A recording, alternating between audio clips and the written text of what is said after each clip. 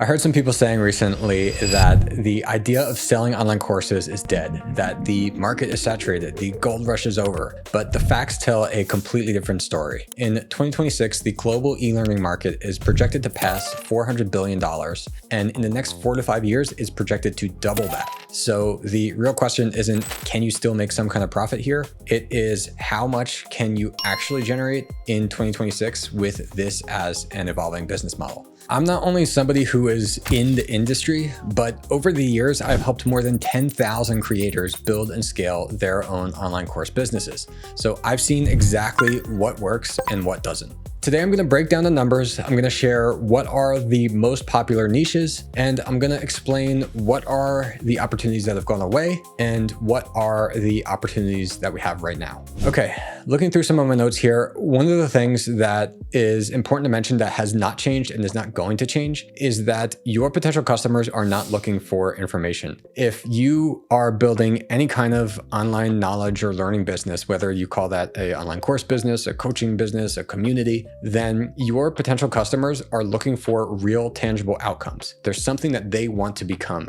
They don't wake up in the morning and say, I can't wait to learn this thing. There's a reason why they want to learn it. And that is what you have to sell. That is what you have to base whatever you're teaching around. All right, here are the top 5 hot niches that are dominating in 2026. First of all, pretty much anything about AI. AI is this completely new category that everybody has to learn about, and there is so much demand for how to figure that out effectively. Now, for you as a creator, as a business owner, if there is an industry that you know well, and if you have figured out how to somehow leverage AI in that industry, now you have something that you could build a course about. You can apply that to any industry. So like how to use AI for your accounting business, how to use AI as a music producer. Second niche would be business and marketing skills. So specifically focused on automations in businesses and also on things like sales and growth. This is something that all businesses need. This is something that everybody's trying to learn. What is the thing that I should do today to help my business grow?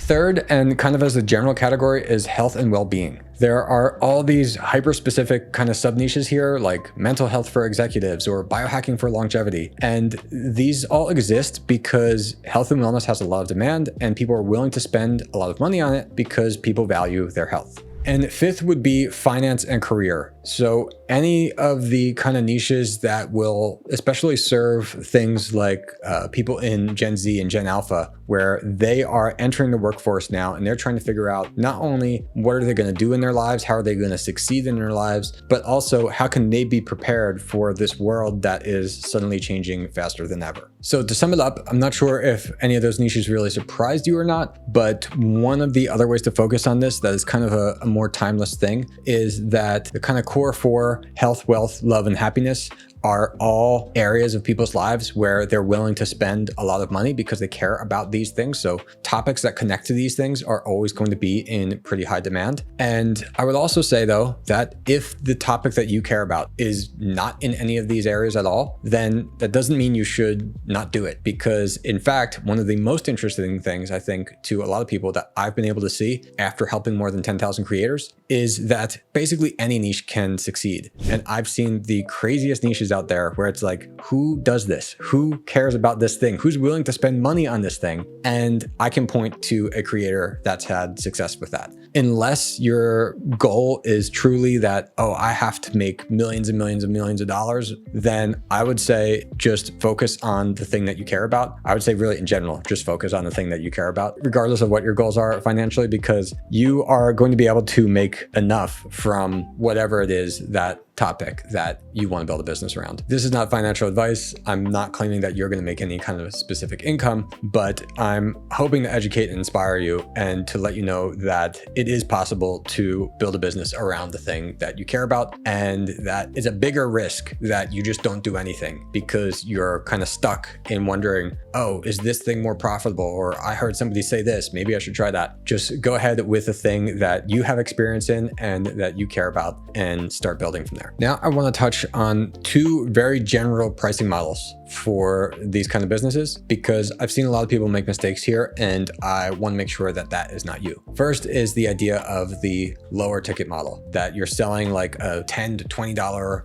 digital product, course, whatever that is, and you're hoping to reach some kind of massive audience. Maybe you're even considering, oh, I'm gonna sell this in some kind of marketplace, and then I don't even need to promote it. And if you're gonna do that, you need to get thousands of students and members every single month, and your margins potentially are razor thin, because most likely the place that you're selling this kind of thing is on some kind of platform that's gonna have some kind of transaction fees. And so then you're not really left with much to be able to market your business, to partner with other people, or basically invest back into yourself, because you need to sell so many of your product in order to make anything happen. I would say that the idea of saying, oh, I'm going to make this really quick course and I'm going to put it on the Udemy's and Skillshares of the world or something like that, and I'm just going to sell thousands and thousands of them because it's only $10. I would have never really tried to do this as a creator. There's been years before where there were valid ways to approach it, and there were valid ways to make something like this become a product that could be a lead magnet almost for attracting higher value customers. However, the kind of marketplaces of the world where there's like this $9 content that people don't really pay much attention to, that's what got replaced by AI, because now I can just go to ChatGPT and ask it to give me that same kind of thing and make it more personalized to whatever I'm trying to accomplish. Next is the more premium model. And this is where I think creators should focus. This is where you're selling something that is at a higher price. So I would suggest probably at least $200. There's most likely in whatever niche that you're in, you can build some kind of product that's going to be around $200. Depending on the niche, depending on the outcome that you're able to provide to your customers, it could be a $500 product. It could be a $2,000 product. And this is when you are, again, focusing on not giving them information, but giving them some kind of specific outcome or transformation that they're going to be able to achieve by taking your program. This is usually nowadays not just an online course or something like that. Maybe it involves some kind of direct interaction with you, with other members. So you may have a community that is built in there. You may have some kind of coaching program. Maybe there's like live group calls with everybody. Maybe there's direct like one-on-one access with you at some point. But if you focus on a model like this, now you don't have to say, I'm going to now become this expert internet marketer that I have to learn how to get thousands of customers every month, because if you were even getting 5 to 10 customers per month, you could potentially be making a full-time income. All right, so if you made it this far in the video, you're probably wondering, how much money do people actually make in this kind of business?